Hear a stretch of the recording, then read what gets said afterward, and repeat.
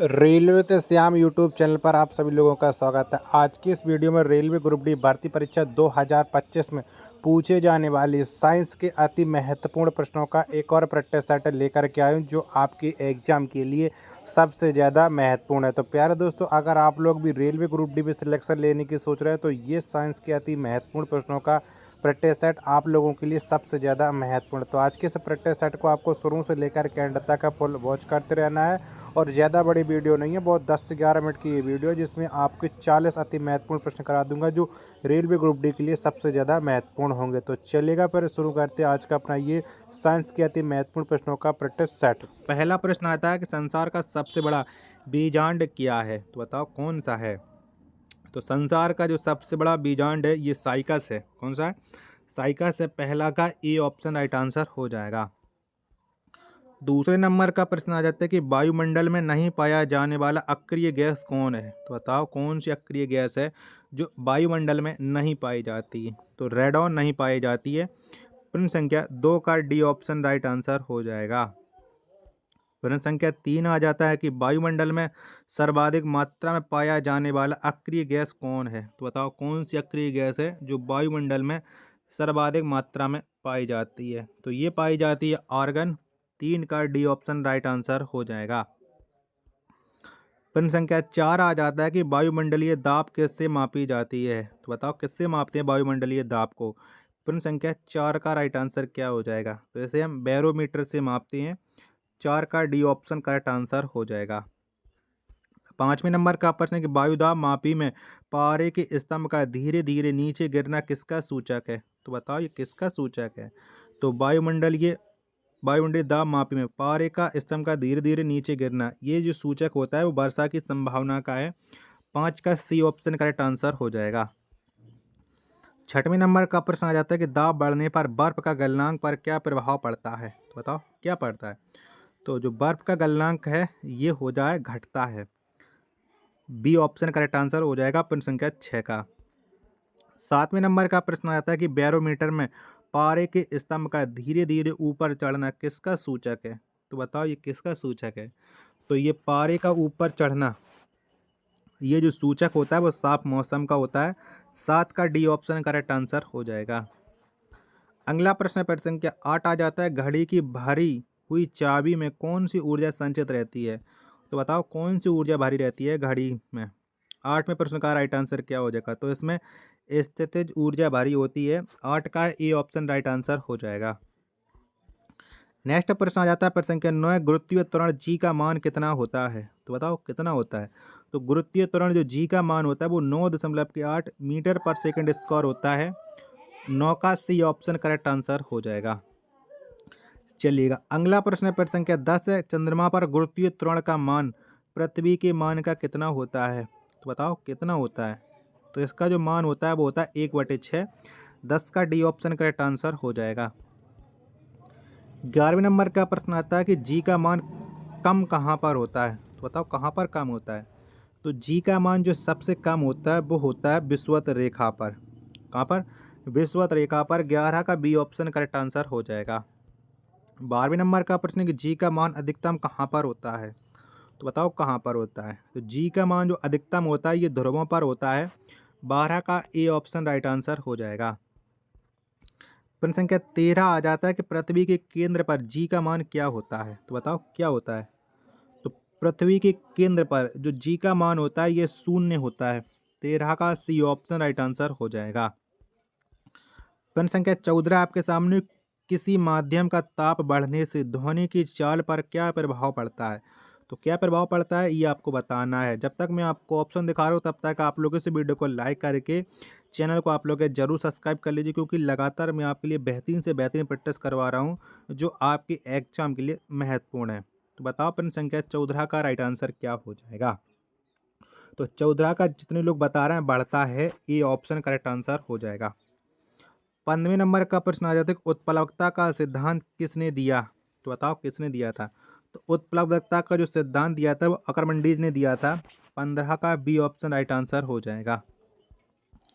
Next प्रश्न है संख्या 16 के, पृथ्वी के लिए पलायन वेग का मान कितना होता है? तो बताओ कितना होता है? तो पृथ्वी के लिए जो पलायन वेग का मान होता है वो 11.2 किलोमीटर पर सेकंड होता है। 16 का डी ऑप्शन करेक्ट आंसर हो जाएगा। प्रश्न संख्या 17 आ जाता है कि सूर्य के लिए पलायन वेग का मान है, तो बताओ कितना है। तो सूर्य के लिए जो पलायन वेग का मान है वो हो जाता है 42 किलोमीटर पर सेकंड, यानी 17 का सी ऑप्शन राइट आंसर हो जाएगा। 18वें नंबर का प्रश्न आ जाता है कि चंद्रमा के लिए पलायन वेग का मान कितना होता है, तो बताओ कितना होता है। तो चंद्रमा के लिए जो पलायन वेग का मान होता है वो 2.37 किलोमीटर पर सेकंड होता है। 18 का ए ऑप्शन राइट आंसर हो जाएगा।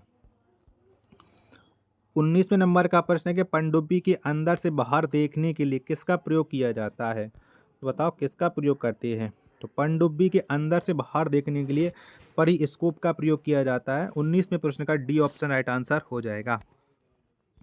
प्रश्न संख्या 20 आ जाता है कि तड़क चालक किसका बना होता है, तो बताओ किसका बना होता है। तो तड़क चालक ये तांबा का बना होता है, किसका, तांबा का। 20 का सी ऑप्शन राइट आंसर हो जाएगा। 21वें नंबर का प्रश्न है कि शुष्क सेल का कैथोड किसका बना होता है, तो बताओ किसका बना होता है। तो शुष्क सेल का जो कैथोड है ये जस्ता का बना होता है, किसका, जस्ता का। 21 का बी ऑप्शन राइट आंसर हो जाएगा। नेक्स्ट प्रश्न है प्रश्न संख्या 22 आ जाता है कि शुष्क सेल का एनोड किसका बना होता है, तो बताओ किसका बना होता है। तो जो शुष्क सेल का एनोड है ये कार्बन का बना होता है, किसका, कार्बन का। 22वें प्रश्न का ए ऑप्शन करेक्ट आंसर हो जाएगा। प्रश्न संख्या 23 आ जाता है गैलेना किसका अयस्क है, तो बताओ ये किसका अयस्क है। तो गैलेना ये सीसा का अयस्क है। 23 का सी ऑप्शन राइट आंसर हो जाएगा। 24वें नंबर का प्रश्न, लेड संचायक बैटरी में प्रयुक्त अम्ल है, तो बताओ कौन से अम्ल का प्रयोग करते हैं लेड संचायक बैटरी में। 24वें प्रश्न का राइट आंसर क्या हो जाएगा। तो इसमें किया जाता है सल्फ्यूरिक अम्ल का। 24 का सी ऑप्शन करेक्ट आंसर हो जाएगा। 25वें नंबर का प्रश्न आ जाता है कि अस्थायी चुंबक किसका बना होता है, तो बताओ किसका बना होता है। तो अस्थायी जो चुंबक है ये नर्म लोहे का बना होता है। 25वें प्रश्न का डी ऑप्शन राइट आंसर हो जाएगा। चलेगा, अगला प्रश्न आ जाता है प्रश्न के 26 से स्थायी चुंबक किससे बनाया जाता है, तो बताओ किससे बनाते हैं स्थायी चुंबक को। तो ये इस्पात से बनता है स्थायी चुंबक। 26 का डी ऑप्शन करेक्ट आंसर हो जाएगा। वीडियो पसंद आ रही होगी तो प्लीज़ आप लोग इस वीडियो को लाइक और चैनल को सब्सक्राइब करना बिल्कुल ना भूलें। कमेंट बॉक्स में अपनी राय जरूर बताइएगा कि ये वीडियो आपको कैसी लग रही है। 27वें नंबर का प्रश्न कि डायनेमो परिवर्तित करता है, तो बताओ किसको किस में परिवर्तित करता है डायनेमो। तो ये यांत्रिक ऊर्जा को विद्युत ऊर्जा में परिवर्तित करता है डायनेमो। 27 का डी ऑप्शन करेक्ट आंसर हो जाएगा। 28वें नंबर का प्रश्न है कि विद्युत मोटर बदलता है, तो बताओ किसको किस में बदलता है विद्युत मोटर। तो ये विद्युत ऊर्जा को यांत्रिक ऊर्जा में बदलता है विद्युत मोटर। 28 का ए ऑप्शन करेक्ट आंसर हो जाएगा। चलिएगा, जब तक मैं आपको 29वें प्रश्न पे ले चलता हूँ तब तक आप लोग इस वीडियो को लाइक करके चैनल को आप लोग जरूर सब्सक्राइब कर लीजिएगा। तो 29वें नंबर का प्रश्न वो आपके सामने आ चुका है। ट्रांसफार्मर का क्रोड किसका बना होता है, तो बताओ किसका बना होता है। तो ट्रांसफार्मर का जो क्रोड है ये नर्म लोहा का बना होता है, किसका, नर्म लोहा का। 29 का डी ऑप्शन राइट आंसर हो जाएगा।